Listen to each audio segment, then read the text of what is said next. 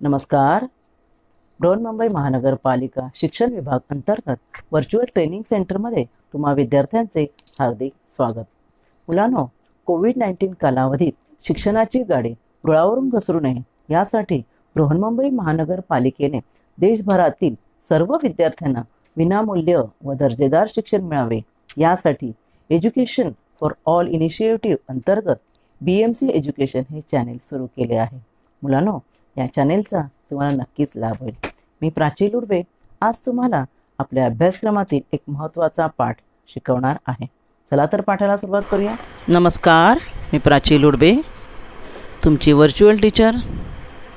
आज तुम्हाला शिकवणार आहे इयत्ता 9वी विज्ञान व तंत्रज्ञानमध्ये 18वा पाठ अवकाश निरीक्षण दुर्बिणी ऑब्झर्विंग स्पेस टेलिस्कोप्स या पाठाचा पुढील भाग.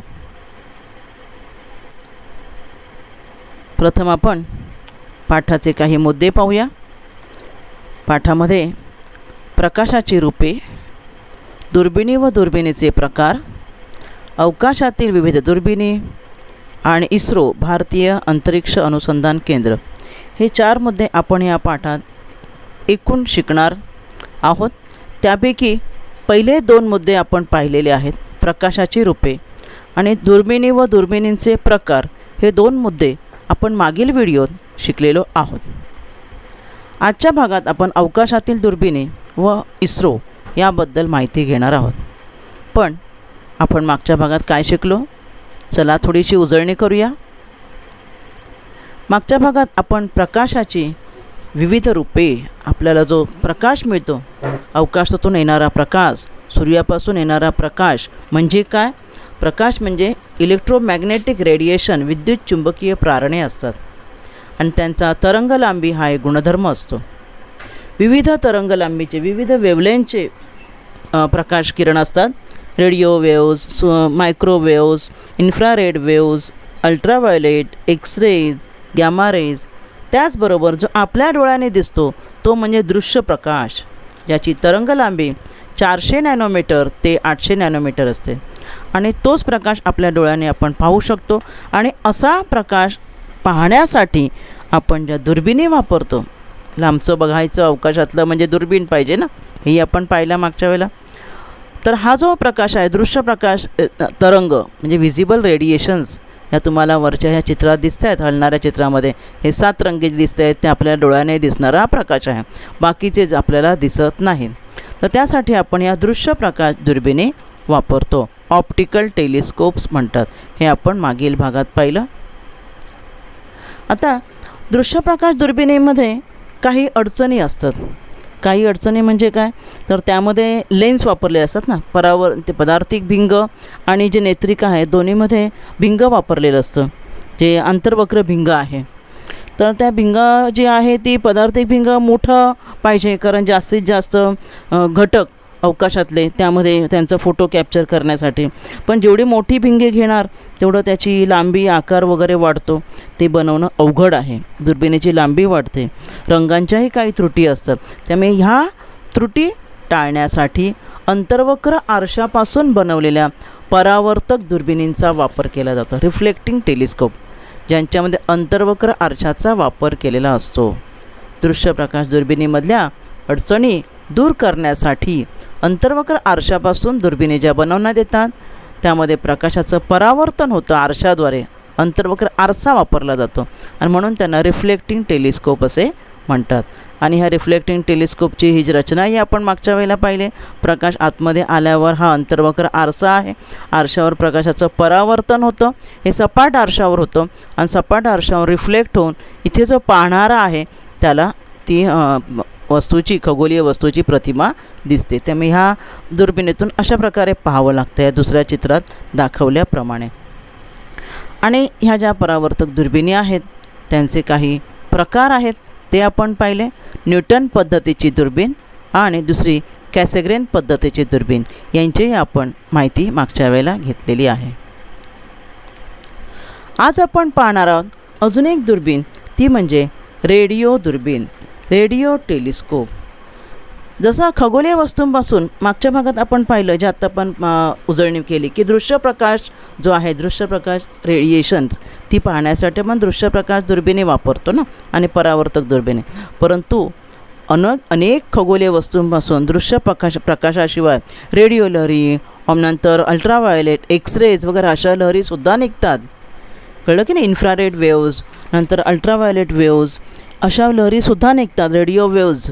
मग ह्या कशा दिसणार? ह्या तुम्हाला दृश्यप्रकाश दुर्बिणीने दिसणार नाहीत. कळलं का? आणि त्यामुळे ह्या लहरी आपल्या साध्या डोळ्यांनीही पाहू शकत नाही, दृश्यप्रकाश दुर्बिणीनेही दिसणार नाहीत. आणि त्यामुळे त्या ग्रहण करण्यासाठी, म्हणजे त्यांना कॅप्चर करण्यासाठी किंवा त्यांचा फोटो घेण्यासाठी रेडिओ टेलिस्कोपचा वापर केला जातो. हे बघा, या ठिकाणी दाखवले की हे जे विजिबल जे रेज आहेत, त्याशिवाय जे एक्सरेज जे आहेत, ते एक्सरे जे आहेत त्या एक्सरेच्या लहरी शोषून घेण्यासाठी हे दुर्बिणीच्या रेडिओ वेव्ज, एक्सरे नाही, रेडिओ वेव्ज शोषून घेण्यासाठी रेडिओ दुर्बिणीचा वापर केला जातो. तर हे पहा, ह्या अशा रेडिओ दुर्बिणी असतात. तुम्ही पाहिले असेल ना, पूर्वी बघा टी व्हीसाठी घराच्या वर डिश लावायचे. अजूनही बघा डिश, टाटा स्कायचं डिश असते, माहिती आहे ना तुम्हाला? टी व्हीसाठी जी टाटा स्कायची डिश असते घराच्या वर लावतात आणि त्याच्या साह्याने आपल्याला टी व्हीवर चित्र जे दिसतं, ते टाटा स्कायचं डिशचं जे कार्य आहे ना, तसंच कार्य ह्या रेडिओ दुर्बिणीचं असतं.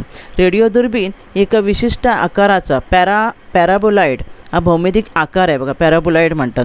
अशा डिशपासून अथवा अनेक डिशच्या संचापासून, ही एकच डिश नाही, अनेक डिशचे संच वापरले जातात ह्या रेडिओ दुर्बीण बनवण्यासाठी. पहा, ह्या चित्रात तुम्हाला दिसत आहेत बघा, एक नाही आहे, अनेक डिश आहेत बघा अशा पॅराबोलाइड आकाराच्या, आणि त्यापासून ही रेडिओ दुर्बीण बनवली जाते. दृश्यप्रकाश दुर्बिणीप्रमाणेच या डिशच्या वक्र पृष्ठभागावरून रेडिओ लहरी परावर्तित होतात. हा जो वक्र पृष्ठभाग आहे ना, याच्यावर ज्या खगोलीय वस्तूपासून येणाऱ्या लहरी जी आहेत, रेडिओ लहरी, त्या येतात आणि अंतर्वक्र आरसे वापरल्यामुळे परावर्तित होतं. आणि ह्या डिशच्या केंद्रापाशी, हा तुम्हाला केंद्र दिसतो, ह्या केंद्रापाशी ते एकत्रित केल्या जातात. तेथून या लहरी ग्रहण करणारे एक यंत्र असते, रिसिव्हर असते बसवलेलं, आणि ह्या यंत्राने ग्रहण केलेली माहिती संगणकाला दिली जाते. संगणक ह्या माहितीचे विश्लेषण करून या रेडिओ लहरींच्या स्रोतांच्या स्वरूपाचं चित्र तयार करतो. आपल्या घरावरील डिश अँटिना जो सांगितला टाटा स्कायचं, त्याचं कार्य याच प्रकारे चालतं. पाहूया आपण पुढच्या आकृतीमध्ये कशा प्रकारे बघा रेडिओ दुर्बिणीचं कार्य चालतं. पहा, इथे दाखवले तुम्हाला. ही तुमची वस्तू आहे, सेलेस्टियल बॉडी आहे, ही खगोलीय वस्तू आहे, इथे दिसते तुम्हाला. तिच्यापासून येणारा प्रकाश ह्या डिशवर पडतो. ही पॅराबोले आकाराची जी आहे ना, त्यावर पडतो. पडल्यानंतर ह्यामध्ये आता अंतर्वक्र आरसे आहेत, बरोबर ना, आणि त्यामुळे काय होतं, त्यांचं परावर्तन होतं. पहा दाखवलं.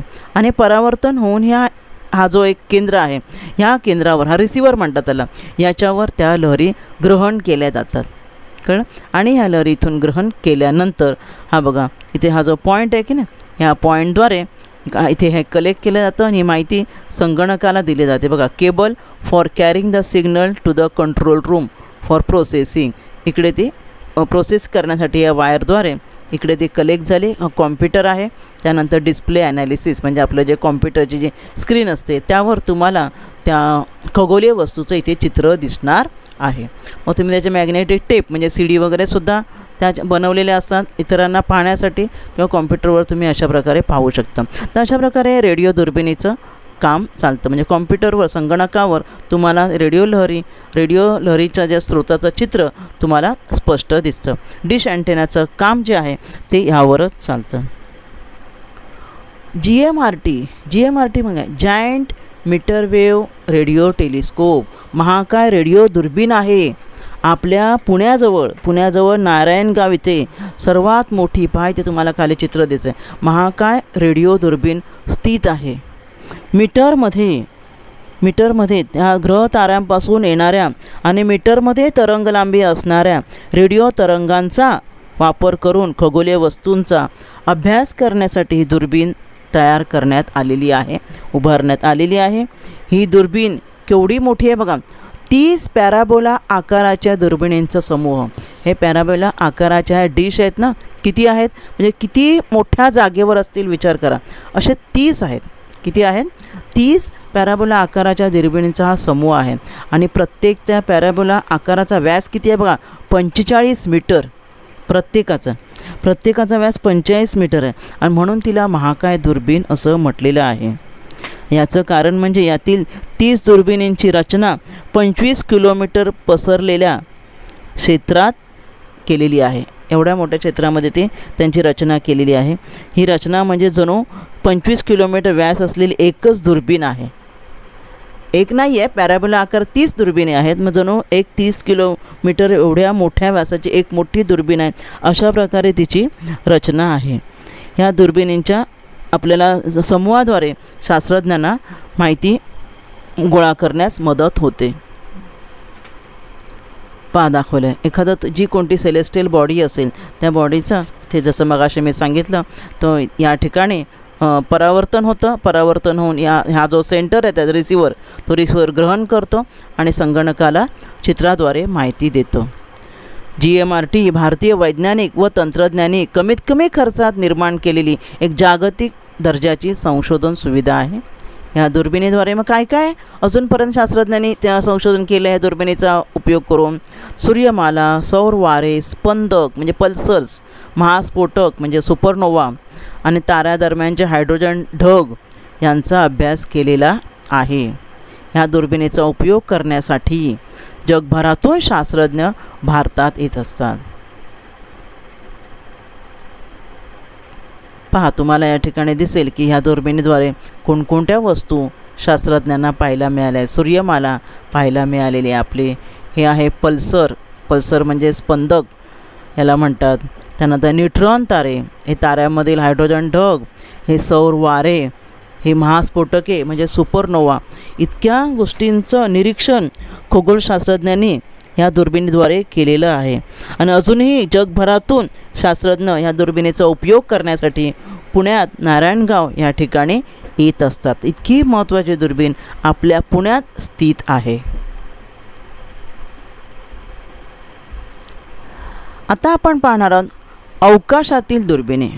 आपण अजूनपर्यंतच्या भागात पाहिल्या की टेलिस्कोप जो आहे, दुर्बिणी आपण जमिनीवर म्हणजे दृश्यप्रकाश लहरी किंवा रेडिओ लहरींसाठी ज्या दुर्बिणी ज्या तयार केल्या गेल्या त्या कुठे भूपृष्ठावर स्थित केल्या, बरोबर ना, म्हणजे जमिनीवर त्यांना स्थिर केलं होतं. रेडिओ दुर्बीण किंवा ही दृश्यप्रकाश दुर्बीण. परंतु या दुर्बिणींद्वारे चांगल्या प्रतीची निरीक्षणे करण्यास काही अडचणी येतात. कोणत्या अडचणी येतात जमिनीवरच्या दुर्बिणीतून? तर वातावरणातून प्रवास करत पृथ्वीपर्यंत येणार ना, अवकाशातून ज्या खगोलीय वस्तू आहेत त्यांच्याकडून येणारा जो प्रकाश जे ह्या दुर्बिणी कॅप्चर करणार, हे आपल्या पूर्ण वातावरणातून येतात पृथ्वीतलापर्यंत. आणि ह्या प्रवासादरम्यान काय होतं, ह्या प्रकाशाचं वातावरणामध्ये शोषण होतं. त्यामुळे त्या प्रकाशाची तीव्रता कमी होते. त्यामुळे तुम्हाला त्यांचे फोटो व्यवस्थित क्लिअर येणार नाहीत. मग या चित्रामध्ये दाखवलेत ना दुर्सट फोटो, त्याप्रमाणे दिसणार. दुसरी अशी अडचण की वातावरणातील तापमान, दाब यांच्यातील बदलामुळे वातावरणात सतत बदल होत असतो, तुम्हाला माहीत आहे. आणि त्यामुळे दृश्यप्रकाश किरणं स्थिर राहत नाहीत. एवढंच नाहीत तर दिवसा सूर्यप्रकाश असतो, त्यामुळे आकाश निरीक्षण दिवसाचं करता येत नाही, बरोबर ना. ढगाळलेलं वातावरण आणि रात्रीच्या वेळी दिव्यांचा प्रकाश, शहरातील दिव्यांचा प्रकाश, ह्या गोष्टीसुद्धा आकाश निरीक्षणात अडथळा आणतात. दृश्यप्रकाश दुर्बिणी ज्या आहेत किंवा रेडिओ दुर्बिणीने निरीक्षण करताना ह्या अडचणी येऊ शकतात. आणि त्यामुळे ह्या अडचणी कमी करण्यासाठी काय केलं, ह्या ज्या दुर्बिणी आहेत त्या अशा निर्जन पहाडावर, निर्जन डोंगरावर स्थित केलेल्या आहेत, अजूनही आहेत. पण या सगळ्याच अडचणी जर घालवायच्या असतील, डोंगर शेवटी आपल्या पृथ्वीतलावरच शेवटी आलं ना, जमिनीवरच आला शेवटी डोंगर. या सगळ्या अडचणी जर घालवायच्या असतील तर काय करायला पाहिजे, अगदी तुम्हाला क्लिअर स्पष्ट जर फोटो हवे असतील खगोलीय वस्तूंचं निरीक्षण, तर काय करावं लागतील, ह्या दुर्बिणी अवकाशात कुठे बसवाव्या लागतील. अवकाश म्हणजे स्पेस. आपण मागील भागात पाहिलं आकाश आणि अवकाशमधील फरक. ग्रह ताऱ्यांच्या मधील जो रिकामी जागा असते त्याला अवकाश म्हणतात. अवकाशात कुठल्याच अडचणी असणार नाही आहेत, बरोबर ना. आणि त्यामुळे खगोलीय वस्तूंची प्रतिमा सुस्पष्ट आणि स्थिर मिळतील असं शास्त्रज्ञांना वाटलं आणि त्याने खरंच ती कल्पना काय केली, प्रत्यक्षात उतरवली. पण अवकाशामध्ये ह्या दुर्बिणींना नेण्यासाठी काय पाहिजे? रॉकेटच्या मदतीने. तुम्हाला अवकाश यानांचं प्रक्षेपण कसं करतात माहिती आहे, आपण 5वीला शिकलो आहोत. तर अवकाशामध्ये ह्या दुर्बिणी सोडण्यासाठी रॉकेटच्या मदतीने पृथ्वीच्या वातावरणाच्या बाहेर या उपग्रहांच्या साह्याने ह्या दुर्बिणी स्थित केल्या गेलेल्या आहेत. आणि अशा अनेक दुर्बिणी अवकाशामध्ये सोडलेल्या आहेत, कळलं ना, उपग्रहांच्या साह्याने. आणि त्या दुर्बिणी आपल्या पृथ्वीतलावरील पृथ्वीतलावरून म्हणजे अवकाशातून अशा खगोलीय वस्तूंचं काय करत असतात? निरीक्षण करत असतात. त्यातलीच एक पहिली म्हणजे हबल दुर्बीण, हबल टेलिस्कोप. ही अवकाशाचा वेध घेणारी नासा व युरोपियन अवकाश संस्था यांच्या संयुक्तपणे सोडलेली दुर्बीण आहे. 1990 साली ही सोडण्यात आली. ही अवकाशात सोडण्यात आलेली सर्वात मोठी तसेच सर्वात प्रगत दुर्बीण आहे. ह्या दुर्बिणीचं नाव इथे बघा, शास्त्रज्ञांचा फोटो दिसतोय तुम्हाला, एडविन हबल या खगोलशास्त्राच्या नावावरून देण्यात आले. ही दुर्बीण नासाच्या मोठ्या वेधशाळांच्या प्रकल्पातील एक महत्त्वाचा प्रकल्प आहे. ही आहे हबल दुर्बीण, तुम्हाला चित्रात दिसत आहे. हे बघा या ठिकाणी दिसतंय. तिचा आकार किती आहे दुर्बिणीचा? ह्या 94 इंच 94 इंच व्यासाची एवढी ही दुर्बीण असून भूपृष्ठापासून आपल्या जमिनीपासून किती 569 किलोमीटर अंतरावरून ती पृथ्वीभोवती फिरत आहे आणि प्रदक्षिणा घालत आहे. आणि अजूनही दुर्बीण कार्यरत आहे. आणि या दुर्बिणीच्या सहाय्याने केलेल्या निरीक्षणामुळे अनेक महत्त्वाचे शोध लागलेले आहेत. ही आहे हबल दुर्बीण. आणखी एक दुर्बीण आहे चंद्रा दुर्बीण. चंद्रा टेलिस्कोपिक क्षकिरण जे एक्स रेडिएशन जे आहेत त्यांचा फोटो घेण्यासाठी तयार केलेली ही चंद्रा ही दुर्बीण आहे. Chandra x-ray observatory.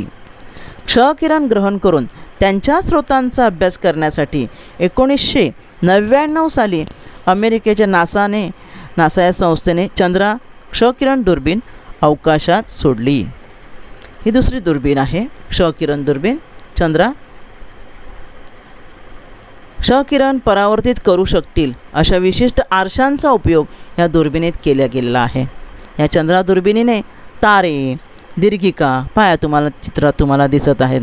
त्यानंतर ह्याविषयी अनेक घटकांविषयी अधिक माहिती आपल्याला मिळवून दिलेली आहे. बघा हे स्टार्स आहेत. हा तेजोमेघ आहे. बघा तेजोमेघ माहिती आहे ना, ज्यापासून तारे निर्माण होतात, तो दाखवला आहे. हा एक सुपरनोवा आहे. पहा दिसतो ना, कॅट आईज नेब्युला आहे हा.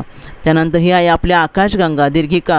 ही तुम्हाला आपली आकाशगंगा कदा सूर्य दिसत आहे पहा, आणि त्याच्या भोवती फिरणारे ह्या जे आकाशगंगेतील एक घटक हा केंद्र आहे आकाशगंगेतला. तर ह्या अनेक गोष्टीचे फोटो जे आहेत ते चंद्रा दुर्बिणीने आपल्याला मिळवून दिलेले आहेत. तर ही सुद्धा एक चंद्रा दुर्बीण एक महत्त्वाची दुर्बीण आहे. हिचं नाव आता कोणावरून दिलं गेलं? चंद्रा दुर्बीण प्रसिद्ध भारतीय वैज्ञानिक चंद्रशेखर सुब्रमण्यम यांच्या सन्मानार्थ तिला चंद्रा दुर्बीण हे नाव दिलं गेलेलं आहे. तर अशा प्रकारे ह्या दोन महत्त्वाच्या दुर्बिणी ज्या अवकाशामध्ये सोडलेल्या आहेत आणि त्या खगोलीय वस्तूंचं निरीक्षण करतच आहेत. आता आपण पाहणार आहोत आपल्या इस्रोबद्दल. जसं अमेरिकेची नासा ही संस्था आहे अवकाश प्रक्षेपणासाठी विविध दुर्बिणी अवकाशामध्ये सोडण्यासाठी, त्याचप्रमाणे आपल्या भारताने सुद्धा भारतीय अंतरिक्ष अनुसंधान केंद्र इस्रो म्हणतात त्याला शॉर्टमध्ये, India space research organization, Bengaluru इथे ही संस्था स्थापन करण्यात आली आहे 1969 आणि मुख्यतः कृत्रिम उपग्रह तयार करण्यासाठी सॅटेलाईट्स, आर्टिफिशियल सॅटेलाईट्स म्हणतो ना आपण, आणि त्यांचं प्रक्षेपण करण्यासाठी आवश्यक तंत्रज्ञान या ठिकाणी विकसित केले जाते.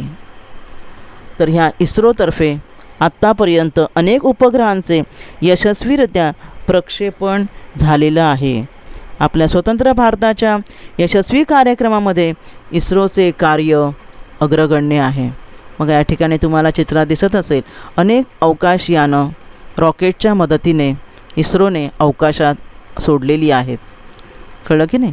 आणि आपल्या जे विविध घटक आपण तुम्हाला सांगणार आहे कोणते कोणते ते म्हणजे काय काय आपल्याला इस्रोच्या मार्फत पाहायला मिळते. बघा या ठिकाणी इस्रो ही संस्था आहे, ठीक आहे, आणि इथून जे जे त्याने उपग्रह सोडलेले आहेत ते उपग्रहांद्वारे बघा दिसतं हा आपला भारत देश आहे आणि इथे उपग्रह आहेत आपल्या पृथ्वीतलाच्या वरती, बरोबर. मग इथून ते आपल्याला माहिती पुरवत आहेत, वेगवेगळ्या घटकांची माहिती, आणि या ठिकाणी या केंद्रामध्ये गोळा केली जाते आणि ते आपल्याला माहिती प्रक्षेपित केली जाते. हे त्यांचं बोधचिन्ह आहे इस्रोचं. स्वतंत्र भारताचा हा एक महत्त्वाचा एक उपक्रम आहे इस्रो हा.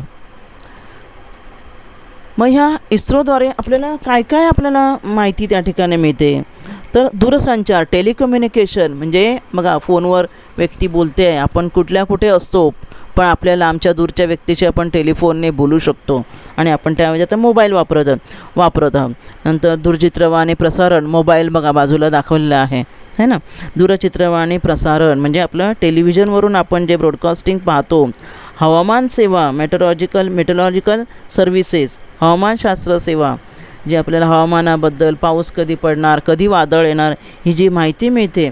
नंतर आपल्याला इंटरनेट सेवा, वायफाय म्हणजे इंटरनेट सेवा, ह्या ज्या सर्व गोष्टी आपल्याला ज्या उपलब्ध झालेल्या आहेत ते कशामुळे झालेले आहेत, तर इस्रोने जे उपग्रहवरती अवकाशामध्ये सोडलेले आहेत त्यांच्यामुळे. कोणते उपग्रह आहेत ते, इनसॅट आणि जीसॅट ह्या उपग्रहांच्या मालिका म्हणजेच काय, एक नाही आहे. तुम्ही मगाशी चित्र पाहिलं, अनेक वेगवेगळ्या प्रकारचे इनसॅट आणि जीसॅट हे उपग्रह जे आहेत ते ह्या आपल्या पृथ्वीतलाभोवती आपल्या इस्रोने सोडलेले आहेत आणि त्यांच्याद्वारे आपल्याला ह्या ज्या दूरचित्रवाणी, इंटरनेट वगैरे यांची माहिती किंवा ह्या सेवा ज्या आपल्याला यांच्यामुळे मिळत आहेत. इनसॅट म्हणजे काय, इंडियन नॅशनल सॅटेलाईट, आणि जीसॅट म्हणजे जिओ स्टेशनरी सॅटेलाईट, म्हणजे जे हवामानाबद्दल माहिती देणारे जीसॅट आहेत.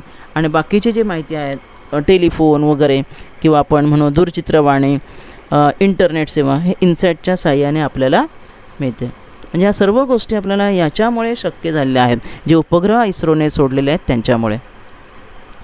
अजून आपल्याला काय इस्रोद्वारे काय अजून मिळतं, तर एज्युसॅट हा एक उपग्रह आहे.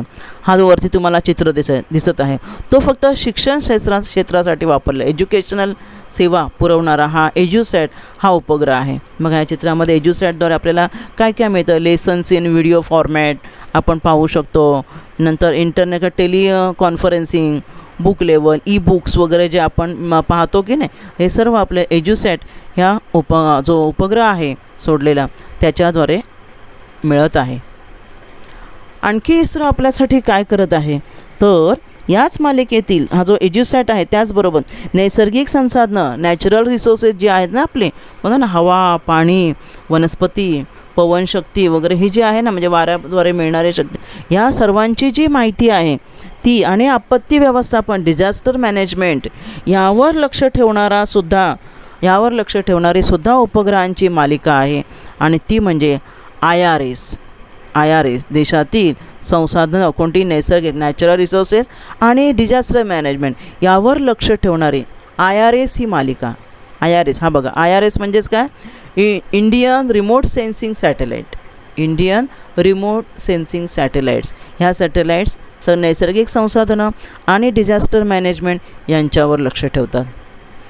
तुम्ही www.isro.government.in ह्या संकेतस्थळावर गेलात तर तुम्हाला इस्रोतर्फे सोडण्यात आलेले विविध उपक्रमांची जी आहे किंवा विविध उपग्रह कोणते कोणते सोडलेले आहेत त्याची सर्व माहिती मिळू शकते. पुढचा भाग आपण पाहणार ॲस्ट्रोसॅट. पहा, ॲस्ट्रोसॅट काय आहे, भारतीय अंतरिक्ष अनुसंधान म्हणजे आपल्या इस्रोद्वारे 2015मध्ये हा ॲस्ट्रोसॅट म्हणून एक उपग्रह सोडण्यात आला. ह्या उपग्रहावर काय, अल्ट्राव्हायोलेट आणि क्षकिरण, अतिनील किरणे जे सूर्याकडून तुम्हाला माहीत असतील, ती अनेक क्षकिरण ग्रहण करण्याची क्षमता या ॲस्ट्रोसॅटमध्ये आहे. आणि तशा दुर्बिणी व उपकरणे यात बसवण्यात आलेली आहे. आणि यातले अधिकांश भाग हे भारतातच तयार केलेले आहेत. ॲस्ट्रोसॅट या ठिकाणी हा जगातला एक अद्वितीय उपक्रम आहे. आणि याद्वारे मिळालेली माहिती वापरून भारतीय खगोलशास्त्रज्ञ अवकाशातील विविध घटकांवर शोधकार्य करत आहेत. तर या ठिकाणी आपण पाहूया ते 5 दुर्बिणी हे एका ह्याच्यावर बसवलेल्या आहेत. India's first multi wavelength space observatory. कोणते कोणते 5 टेलिस्कोप आहेत पाहूया. येथे चित्रात दिलेलं आहे large area x-ray proportional counter. X-ray घेणारं लार्ज एरिया हा एक मोठा इथे दाखवला बघा. हा एरो बघा डायरेक्ट इकडे जातो. हा जो आहे तो एक्स-रे घेणारा जो आहे तो टेलिस्कोप आहे. 3 आहेत. हा 2 1 2 हे ग्रीन कलरचे तुम्हाला जे दिसत आहेत ते. तर सॉफ्ट एक्स-रे टेलिस्कोप पण आहे. सॉफ्ट एक्स-रे टेलिस्कोप हा इथे आहे. हा इथे दाखवलेला आहे बघा. नंतर कॅडमियम झिंक इमर्जर म्हणून हा एक आहे या ठिकाणी. स्कॅनिंग स्काय मॉनिटर हा एक आहे या ठिकाणी. आणि अल्ट्राव्हायोलेट म्हणजे अतिनील किरणांना शोषून घेणारा टेलिस्कोप हा इथे आहे. हे जे दाखवलेत ना निळे 2 आहेत ना ते अतिनील किरणांना शोषून घेणारे टेलिस्कोप. असे 5 टेलिस्कोप जे आहेत ते ह्यामध्ये स्थित आहेत. आणि अशा प्रकारचा हा एक महत्त्वाचा उपक्रम जो आहे तो आपल्या इस्रोने केलेला आहे. 2015मध्ये इस्रोने ॲस्ट्रोसॅट या उपग्रहाचं प्रक्षेपण केलेलं आहे. तर अशा प्रकारे आपण आजच्या भागामध्ये फार महत्त्वाचे घटक पाहिलेले आहेत. रेडिओ दुर्बीण, तिचा उपयोग, त्यानंतर अवकाशातील दुर्बिणी, ह्या ज्या दृश्यप्रकाश दुर्बिणी आणि रेडिओ दुर्बिणी यांच्यापासून निर्माण होणाऱ्या अडचणी दूर करण्यासाठी अवकाशामध्ये दुर्बिणी स्थित करण्यास शास्त्रज्ञांनी केलेले आहेत. त्यातली एडविन हबल यांनी तयार केलेली हबल दुर्बीण, त्यानंतर चंद्रा दुर्बीण ही एक्सरेचं फोटो घेणारी ही दुर्बीण आहे. इस्रो ही जी आपली भारतीय संस्था आहे तिची माहिती घेतली आणि तिच्याद्वारे कोणते कोणते उपग्रह सोडलेले आहेत विविध कामांसाठी त्यांची आपण माहिती घेतलेली आहे. आणि ॲस्ट्रोसॅट हा एक जो उपग्रह आहे कृत्रिम उपग्रह त्याची आपण आजच्या भागात माहिती घेतलेली आहे. ह्या इतर ज्या हबल दुर्बीण, चंद्रा दुर्बीण वगैरे यांच्याप्रमाणे अजूनही काही दुर्बिणी अवकाशामध्ये स्थित आहेत, आपल्या नासातर्फे स्थित केलेल्या आहेत. तुम्ही जरूर संकेतस्थळावरून यांची माहिती घेऊ शकता.